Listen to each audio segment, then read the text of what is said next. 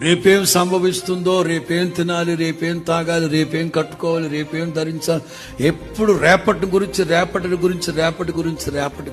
కానీ దేవుని వాక్యం అంటుంది, ఏ నాటి కీడు ఆ నాటికి చాలు. అంచేత ఆందోళన చెందద్దు. ప్రార్థనా పూర్వకంగా ఆలోచించి ప్రతి ప్రార్థన, ప్రతి అవసరాన్ని సమయం దొరికినప్పుడంతా ప్రభుతో తెలియపరచండి. ఆయనే సమస్తము సమకూడి జరిగిస్తారు కదా. మనం నిన్నటి వారమే గాని రేపటి వారం కావు. అంచేత ఏనాటికి ఆనాడు ప్రభుతో చక్కటి అనుబంధం కలిగిన వాళ్ళమై, దేవునితో సమ్మతి కలిగిన వాళ్ళై, దేవుని సన్నిధిలో సఖ్యత కలిగిన వాళ్ళై, సహవాసం కలిగిన వాళ్ళై, దేవుడు మనకి ఇచ్చిన వాటిని బట్టి మనసారా ప్రభువుని స్తుతించి ముందు కొనసాగినట్లయితే దేవుడే మనకు సమస్తము సమకూడి జరిగించును గాక.